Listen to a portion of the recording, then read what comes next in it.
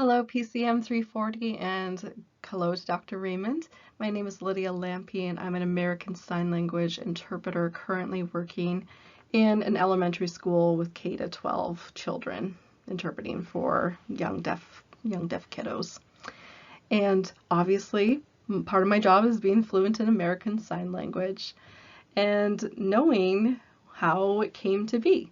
A lot of people are not familiar with it, including a lot of our deaf students, because it's not a topic that's taught in mainstream school, and our kids come from homes where they are the only deaf child. Their parents are hearing or non-deaf. And so I like to form this short little sweet summary of how American Sign Language came to be, its history and its roots in religious orders, its ties to France, which surprises a lot of people. People expect it to be from England, but no, it's France actually. And then island communities take a part of it, and it just all blends together to make this 200-year-old language that is present day, just continuing to change, evolve. So I hope you will enjoy this brief presentation. Before we get into specifically American Sign Language, I just want to talk about the predecessor of it, which was sign systems used by religious orders. The first time it's mentioned in history is in 530 AD with the Benedictine monks in Italy. They take vows of silence, and they still need to communicate their basic needs. So they created sign systems.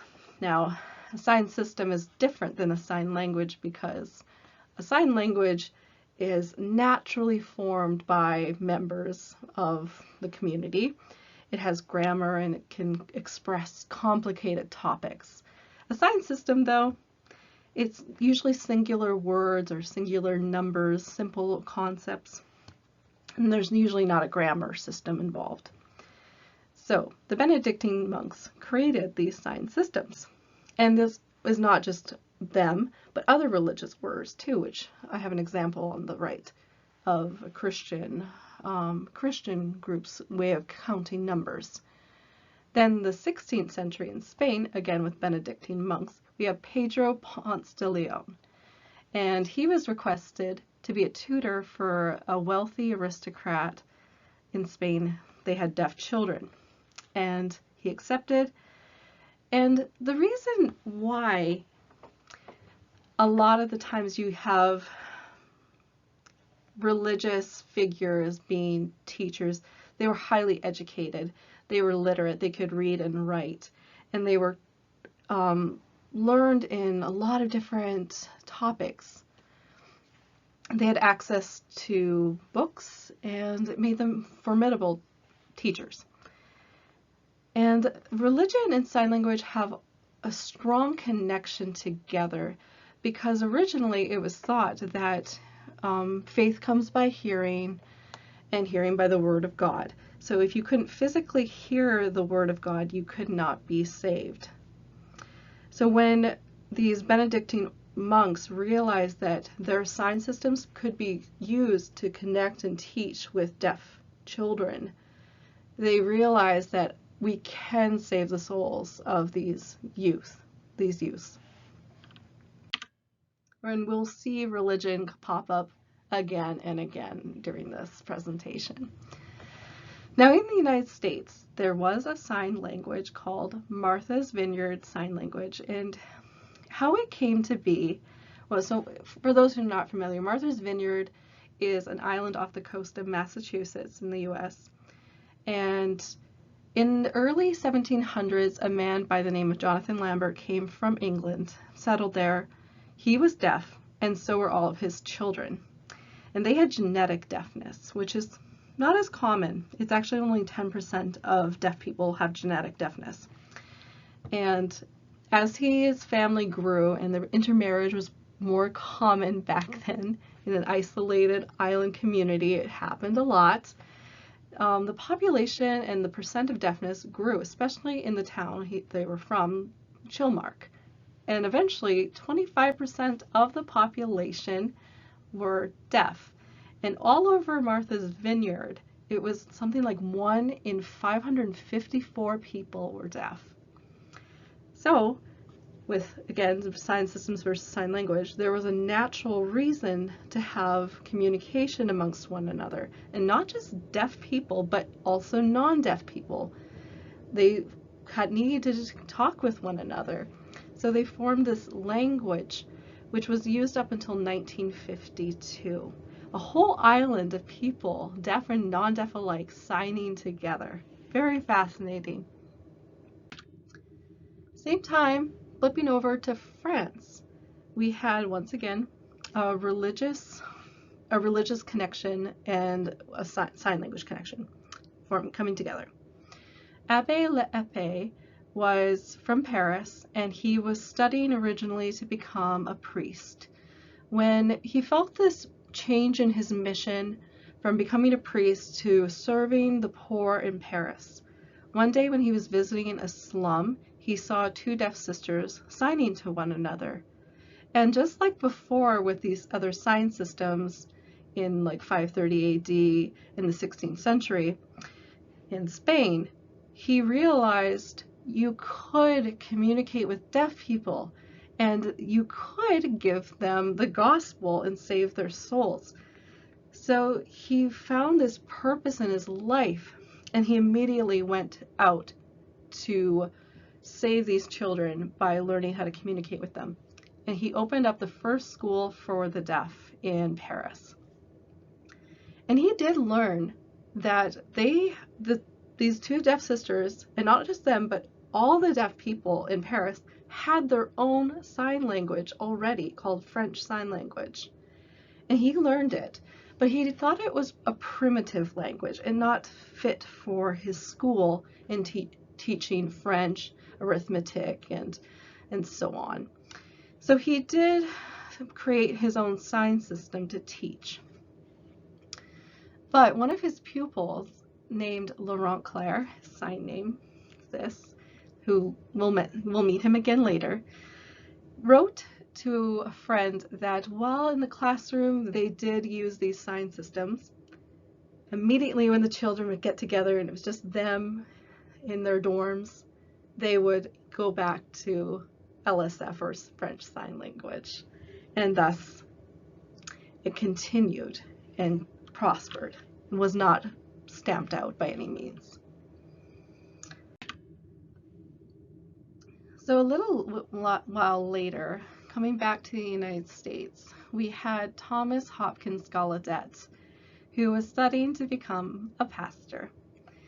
And while he was in seminary school, he felt like he needed to take a break. He was kind of worn out mentally, wasn't sure if he wanted to continue on. And when he was visiting his hometown in Connecticut, he saw one of his neighbor's children playing outside. Her name was Alice Cogswell, and she was deaf. The other kids were not playing with her, and she was just using a stick, drawing in the mud. He comes out to her, curious about how he could possibly communicate with her. So he starts drawing simple pictures and then writing the English word underneath. And she's like, starts picking up what he's saying. And she starts writing back to him, starts learning English from him. Her father sees this and is like, you have to be a tutor for her. You have to. I've never seen anything like this. And so Gallaudet agrees. But this form of going back and forth, writing, copying, it's not the most effective form of teaching. And so that's when Dr. Cogswell, who's very wealthy and influential in the area, gets clergymen, businessmen to gather funds and sponsor Gallaudet to travel to Europe in search of an educational method to instruct the deaf. So that was back in 1814. It took a year to gather the funds, and in 1815, Gallaudet sets out to Britain. And specifically, he's seeking out the Braidwood family, who originates from Scotland. And they have a very secret method of teaching, and hoping to convince the Braidwoods to give up their secret and to agree to teach it for free, Gallaudet stays for a while. but it's expensive. They're not willing to give it away for free, and they want to charge per child that he instructs. They want him to pay. So unfortunately, that does not work out, and Gallaudet's feeling a little frustrated until he meets the new headmaster of the School for the Deaf in Paris, alongside one of the former pupils and now teacher, Laurent Clerc. And he is amazed. Laurent Clerc is this fascinating young man who's obviously educated and deaf, and he wants to know more. How do you instruct your children? How is this possible? So they invite him to Paris. Gallaudet spends some time with them and is like, this is it. I have to bring this back for Alice Cogswell in the United States, and convinces Laurent Clerc to come back with him. They spend 55 days on a boat ride coming back to the United States, where Gallaudet teaches Laurent Clerc English and Laurent Clerc teaches Gallaudet both the sign system that they use at the School for the Deaf in Paris, but also French Sign Language, his native language that the kids continued to use in spite of Abbé Lampe's efforts to not use it in the school. So in 1817, the American School for the Deaf is started in Hartford, Connecticut. Alice Cogswell is one of 7 students that takes up residency there. And students from Martha's Vineyard come with their own sign language. French Sign Language is being taught in the school.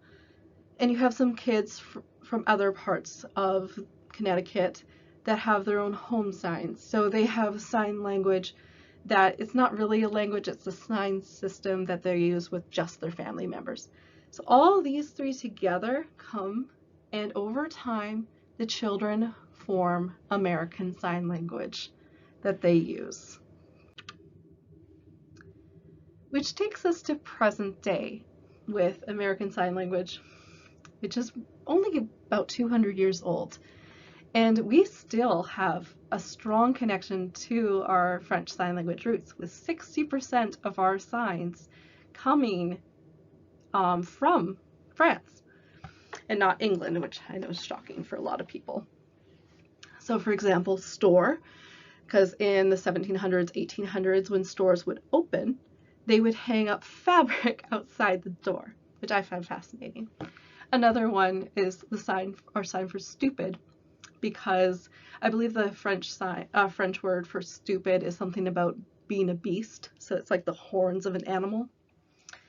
And then with Martha's Vineyard Sign Language, unfortunately it became extinct in 1952 when the last deaf woman who used it fluently died.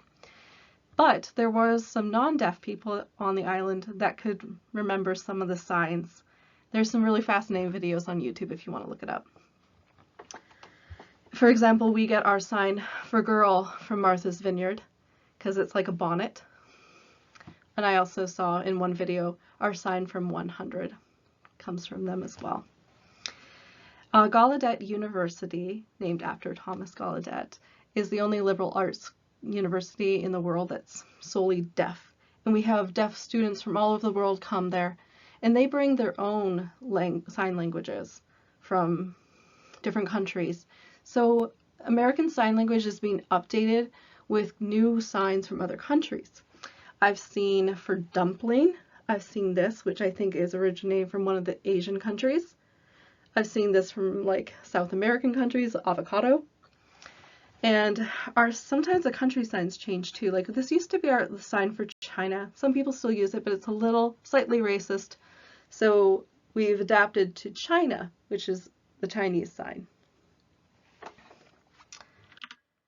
This is an example from 1913, a president of the National Association of the Deaf. He recorded videos of him signing to preserve sign language. And I want to just sign along with him so that you can see some differences. For example, he finger spells as long. His sign for have is this, and he signs will like this. So as long, as we have deaf people here on Earth, we will have sign language. I want to thank you very much for paying me the honor of listening, and I hope with all my heart that you learned something and gained a little bit more of an interest in this history of American Sign Language and deafness. Thank you so much. Have a wonderful rest of the semester. Bye.